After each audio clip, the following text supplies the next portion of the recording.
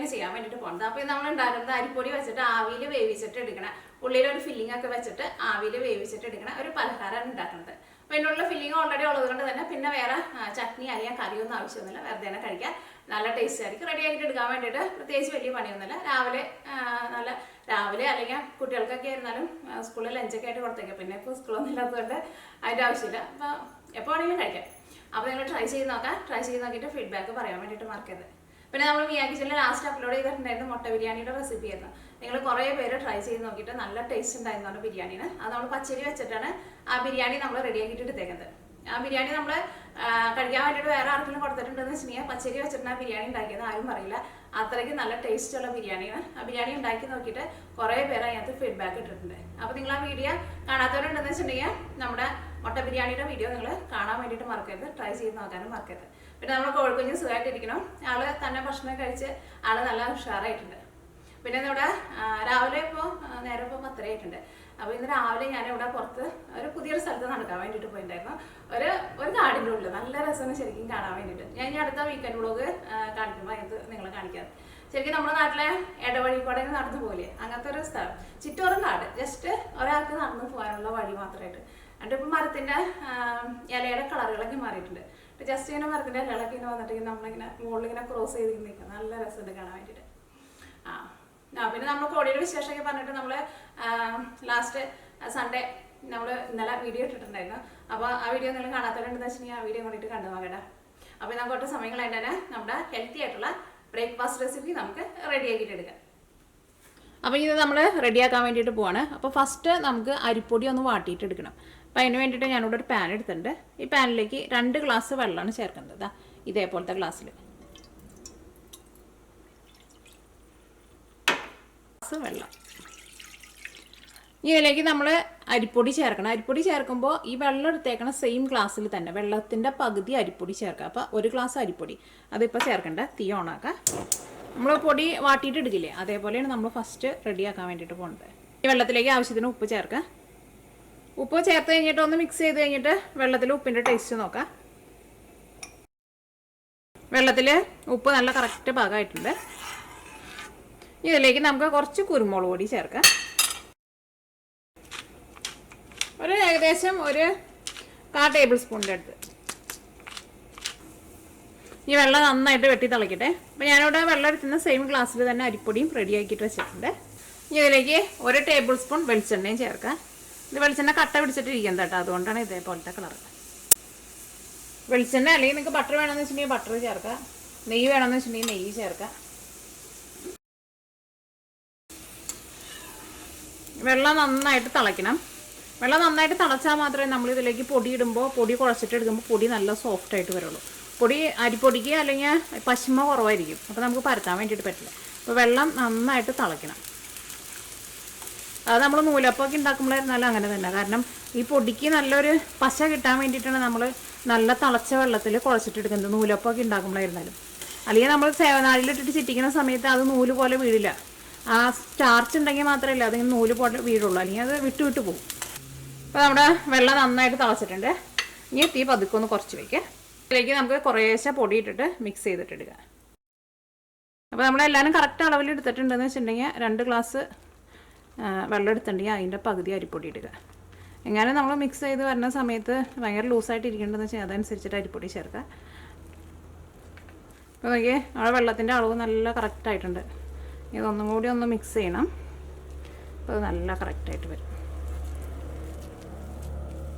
പിന്നെ തിളച്ച വെള്ളത്തിൽ നമ്മൾ കുഴച്ചിട്ടെടുക്കുമ്പോൾ പൊടിക്ക് നല്ലൊരു പശിമ കിട്ടിയിട്ടുണ്ട്. ഒട്ടും തരിയില്ലാണ്ട് ഇതേപോലെ ഇങ്ങനെ നന്നായിട്ട് ഉടച്ചെടുക്കുക. ഇത് ചൂടാറി കഴിയുമ്പോൾ ഇരുന്നിട്ട് ഒന്നും കൂടി ഒന്ന് തിക്കായിട്ട് വരികയും ചെയ്യും.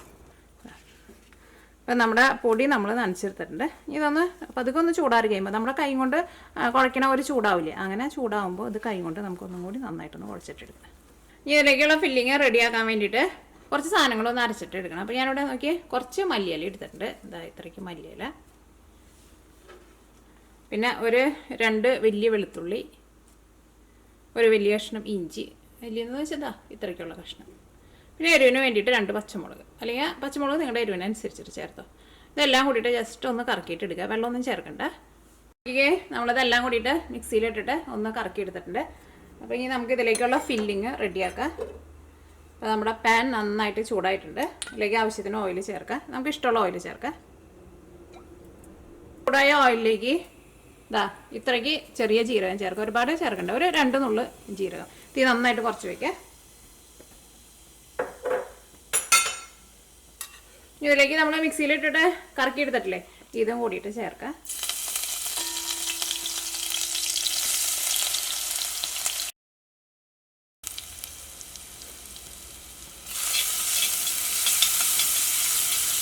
ഇതേപോലെ മല്ലിയിലയും പിന്നെ ഇഞ്ചിയും വെളുത്തുള്ളിയും പച്ചമുളകും കൂടിയിട്ടാണ് അരച്ചിട്ട് ചേർക്കുമ്പോൾ നല്ലൊരു സ്മെല്ലൊക്കെ വരുന്നുണ്ട്. നമുക്ക് നല്ലൊരു ഫ്ലേവർ കിട്ടും.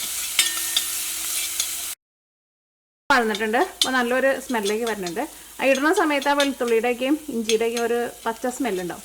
പക്ഷേ ഇപ്പോൾ നല്ലൊരു സ്മെല്ല് വരുന്നുണ്ട്. ഇതിലേക്ക് നമുക്ക് സവോള ചേർക്കാം.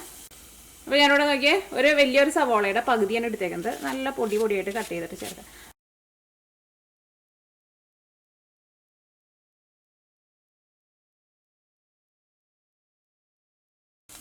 ഇതിലേക്ക് നമുക്ക് ഉരുളക്കിഴങ്ങ് ചേർക്കാം. അപ്പോൾ നോക്കിക്കേ, ഇതേപോലത്തെ 4 ഉരുളക്കിഴങ്ങാണ് ചേർക്കുന്നത്. ഇത് ഒരുപാട് വലിയ ഉരുളക്കിഴങ്ങല്ല കേട്ടോ. ഇതിലേക്ക് ആവശ്യത്തിന് ഉപ്പ് ചേർക്കാം.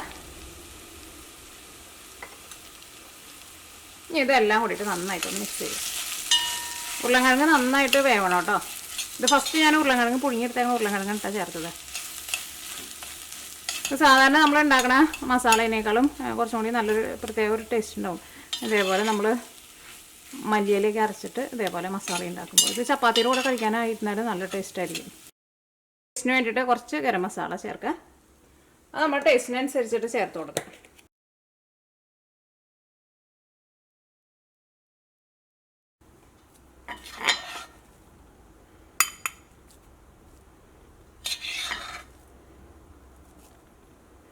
ഇത് കഴിഞ്ഞ ദിവസം ഞാൻ പപ്സിൻ്റെ ഒരു റെസിപ്പി ചെയ്തിട്ടുണ്ടായിരുന്നു, മുട്ട പപ്സിൻ്റെ. അപ്പോൾ കുറച്ച് പേരൊക്കെ ചോദിച്ചിട്ടുണ്ടായിരുന്നു വെജിറ്റേറിയൻ പപ്സിൻ്റെ കാണിക്കാൻ വേണ്ടിയിട്ട്. വെജിറ്റേറിയൻ പപ്സിനായിരുന്നാലും ഇപ്പോൾ മുട്ട പപ്സിൻ്റെ അതിൻ്റെ ഫില്ലിങ്ങിന് പകരം ഈ ഫില്ലിങ് ചേർത്താൽ മതി. ഇത് നല്ല ടേസ്റ്റ് ഉണ്ടാവും വെജിറ്റേറിയൻകാർക്ക്. നമ്മുടെ വാട്ടി വെച്ചേക്കണ പൊടി എടുക്കുക. ഇത് നമ്മൾ കൈ കൊണ്ട് നന്നായിട്ട് ഒന്നും കൂടി ഒന്ന് കുഴച്ചിട്ടെടുക്കുക. ഇതിപ്പോൾ നല്ല സോഫ്റ്റായിട്ടാണ് ഇരിക്കുന്നത്, നല്ല പശിമയുണ്ട്. കുഴച്ചെടുക്കുക. അപ്പോൾ നിങ്ങൾ ഇത് എടുക്കുമ്പോഴുണ്ടല്ലോ, ഇപ്പോൾ ഇതിനൊരു ഇളം ചൂടുണ്ട്. ഭയങ്കരമായിട്ട് അങ്ങോട്ട് ചൂടാറിയിട്ട് ഭയങ്കരമായിട്ട് അങ്ങോട്ട് തണുത്ത് പോകാൻ വേണ്ടിയിട്ട് നിൽക്കുന്നുണ്ട് കേട്ടോ. അപ്പോൾ ഇത് കുഴച്ചെടുക്കാൻ വേണ്ടിയിട്ട് ഞാനിവിടെ കുറച്ച് ഓയിലൊന്ന് ഒഴിച്ച് കൊടുക്കുന്നുണ്ട്. അപ്പോൾ നല്ല സ്മൂത്തായിട്ട് കുഴച്ചെടുക്കാൻ വേണ്ടി പറ്റും. ഇതിപ്പോൾ നല്ല സോഫ്റ്റായിട്ട് നമ്മൾ ഉരുട്ടിയെടുത്തിട്ടുണ്ട്. ഇനി ഇതിൽ നിന്ന് നമുക്ക് ഓരോ ചെറിയ ഉരുളയാക്കിയിട്ട് എടുക്കാം. കണ്ടോ, അതേപോലെ തന്നെ തിരിപ്പിച്ച് ഇതിനെ കൊണ്ടുവരാം. ഇതിപ്പോൾ നമ്മൾ തിളച്ച വെള്ളത്തിലല്ല ചെയ്തേക്കണമെന്ന് വെച്ചിട്ടുണ്ടെങ്കിൽ ഇതിങ്ങനെ നിൽക്കില്ല, ഇത് പൊട്ടി പോകും.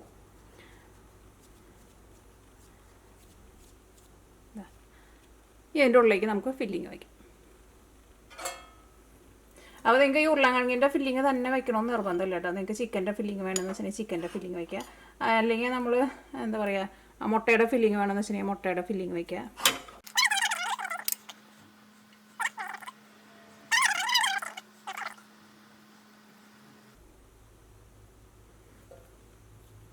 ഇതേപോലെ കിട്ടിയിട്ട് ഇങ്ങനത്തെ ഷേപ്പ് വേണമെന്ന് വെച്ചിട്ടുണ്ടെങ്കിൽ ഇതേപോലെ ഷേപ്പിൽ എടുക്കുക.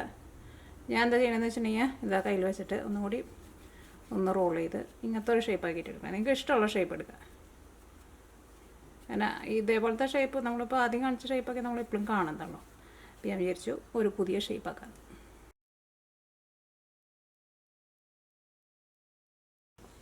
അപ്പോൾ നോക്കിക്കേ, ഇതെല്ലാവരും നമ്മൾ ഇതേപോലെ ഇങ്ങനെ ഷേപ്പ് ആക്കിയിട്ട് എടുത്തിട്ടുണ്ട്. ഇനി ഇത് നമുക്ക് ഫസ്റ്റ് ആവിയിൽ വേവിച്ചിട്ട് എടുക്കാം.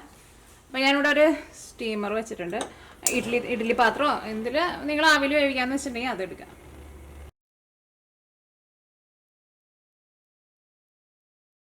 ഇതൊന്ന് തുറന്നു നോക്കട്ടെ. ഇപ്പോൾ ഇതിൽ നന്നായിട്ട് ആവി വന്നിട്ടുണ്ട്. ഇതാ നോക്കിക്കേ, അപ്പോൾ നമ്മളിത് വെന്തിട്ടുണ്ട് കേട്ടോ. അപ്പോൾ ഞാൻ ഇതെല്ലാവരും സ്റ്റീമറിൽ നിന്ന് എടുത്ത് മാറ്റിയിട്ടുണ്ട് കേട്ടോ. അപ്പോൾ ഇത് ചെറുതായിട്ടൊന്ന് ചൂടാറിയിട്ടുണ്ട്. ഇനി നമ്മൾ ഇതിലേക്ക് ചെറുതായിട്ടൊരു മസാലയും കൂടിയിട്ട് ഇട്ടിട്ട് അതും കൂടി ഇട്ടിട്ട് ഒന്ന് മിക്സ് ചെയ്തിട്ട് എടുക്കാം. അപ്പോൾ അതിന് വേണ്ടിയിട്ട് നമ്മുടെ പാൻ നന്നായിട്ട് ചൂടായിട്ടുണ്ട്. ഇതിലേക്ക് കുറച്ച് ഓയിൽ ഒഴിക്കുക. നിങ്ങൾക്ക് ഇഷ്ടമുള്ള ഓയിൽ ഒഴിക്കുക.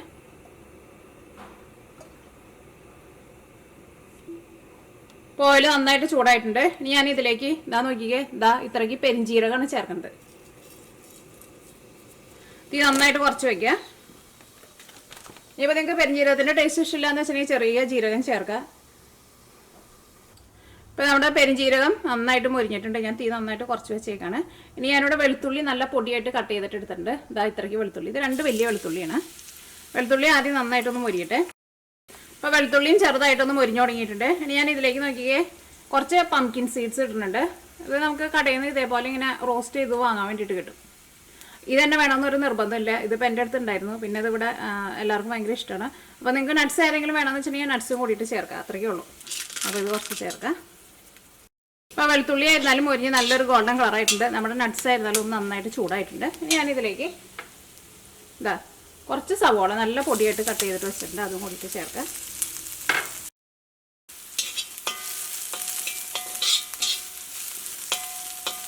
ഞാനിതിലേക്ക് കുറച്ച് ക്രഷ് ചെയ്തേക്കണ ഉണക്കമുളകും കൂടിയിട്ട് ചേർത്തിട്ടുണ്ട്. ചേർക്കുന്ന സമയത്ത് റെക്കോർഡിങ് ഓഫായിരുന്നു കേട്ടോ. അപ്പോൾ ഒന്നല്ലെങ്കിൽ ക്രഷ് ചെയ്തേക്കണ ഉണക്കമുളക് ചേർക്കാം, അല്ലെങ്കിൽ നിങ്ങൾക്ക് പച്ചമുളക് വേണമെന്ന് വെച്ചിട്ടുണ്ടെങ്കിൽ പച്ചമുളക് ചേർക്കാം. തീ നന്നായിട്ട് കുറച്ച് വയ്ക്കുക. ഇതാ പിന്നെ ഇത് ഞാൻ ആവിയിൽ വേവിച്ചിട്ട് എടുത്തപ്പോൾ 2 ലെയറായിട്ട് കുറേ നിറച്ച് ആവിയിൽ വെച്ചിട്ടുണ്ടായിരുന്നല്ലോ. നിങ്ങൾ അങ്ങനെ വെക്കുമ്പോൾ അങ്ങനെ വെക്കരുത് കേട്ടോ. കാരണം അടിയിലിരുന്നത് ഒരു 3 എണ്ണം എൻ്റെ പൊട്ടിയിട്ടുണ്ടായിരുന്നു. ഇതാ വേറെ ഒരെണ്ണം പൊട്ടിയിട്ടുണ്ട്. കാരണം ഒരുപാട് അങ്ങനെ ഭയങ്കരമായിട്ട് നിറച്ച് വയ്ക്കണ്ട.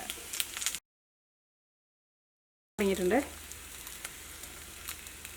അങ്ങനെ മുരിഞ്ഞ് വന്നു കഴിഞ്ഞാൽ കഴിക്കാൻ വേണ്ടിയിട്ട് നല്ല ടേസ്റ്റ് ആയിരിക്കും. എന്നിട്ട് ചൂടോട് കൂടിയിട്ട് കഴിക്കാം. അപ്പോൾ നിങ്ങളിത് ഓയിലിലേക്ക് ഇടുന്ന സമയത്ത് ചെറുതായിട്ടൊന്ന് ചൂടാറി കഴിഞ്ഞിട്ട് ഇട്ടാൽ മതി. അല്ലെങ്കിൽ നമ്മളിത് ആവിയിൽ വെച്ചിട്ട് വേവിച്ച് എടുത്ത് കഴിയുമ്പോൾ തന്നെ നമ്മൾ എടുക്കുമ്പോൾ ഇത് ഭയങ്കര സോഫ്റ്റ് ആയിട്ടിരിക്കും. പിന്നെ നമ്മൾ ഇതിനകത്ത് ഇടുമ്പോൾ ഒന്നുകൂടി നന്നായിട്ട് ചൂടാവുമല്ലോ. അപ്പോൾ നമുക്ക് ചൂടോട് കൂടിയിട്ട് കഴിക്കുകയും ചെയ്യാം. ഇപ്പോൾ ഇത് ചെറുതായിട്ടൊന്ന് മുരിഞ്ഞിട്ടുണ്ട്. ഞാൻ ഇതിലേക്ക് കുറച്ച് മല്ലിയിലയും കൂടിയിട്ട് ചേർക്കുന്നുണ്ട്. അപ്പോൾ നിങ്ങൾക്ക് നന്നായിട്ട് മൊരിച്ചിട്ട് എടുക്കണമെന്ന് വെച്ചിട്ടുണ്ടെങ്കിൽ ചെറിയ തീയിലിട്ടിട്ട് നന്നായിട്ട് മൊരിച്ചിട്ട് എടുക്കുക. ഇപ്പോൾ നമ്മുടെ ഹെൽത്തി ആയിട്ടുള്ള ബ്രേക്ക്ഫാസ്റ്റ് റെഡി ആയിട്ടുണ്ട്. അപ്പോൾ ഞാൻ ഇതിലേക്ക് ഇട്ടിട്ടുണ്ടായിരുന്ന ആ നട്ട്സ് പോലെ ഇരുന്നതുണ്ടല്ലോ, അത് മത്തങ്ങയുടെ സീഡ്സ് ആട്ടോ. അത് റോസ്റ്റ് ചെയ്തത് അതേപോലെ നമുക്ക് കടയിൽ നിന്ന് വാങ്ങാൻ വേണ്ടിയിട്ട് കിട്ടും. അത് തന്നെ ഇടണമെന്നൊരു നിർബന്ധമില്ല കേട്ടോ. എനിക്ക് അതിൻ്റെ ടേസ്റ്റ് ഇഷ്ടമാണ്. അപ്പോൾ അതോടെ ഇരിക്കേണ്ടായിരുന്നു. അപ്പോൾ ഞാൻ ഇട്ടതാണ്. അപ്പം നിങ്ങൾക്ക് നട്ട്സ് വേറെ ഏതെങ്കിലും വേണമെന്ന് വെച്ചിട്ടുണ്ടെങ്കിൽ നട്ട്സ് ഇട്ടിട്ട് ഇതേപോലെ ട്രൈ ചെയ്തിട്ട് എടുക്കുക. പിന്നെ കഴിക്കുമ്പോൾ ചെറിയ ചൂടോട് ഇട്ട് കഴിക്കാം. അപ്പോൾ നിങ്ങൾ ട്രൈ ചെയ്ത് നോക്കുക. ട്രൈ ചെയ്ത് നോക്കിയിട്ട് ഫീഡ്ബാക്ക് പറയാൻ വേണ്ടിയിട്ട് മറക്കരുത്. അപ്പോൾ നമുക്ക് നാളെ വേറെ ഒരു പുതിയ റെസിപ്പി ആയിട്ട് വരാം.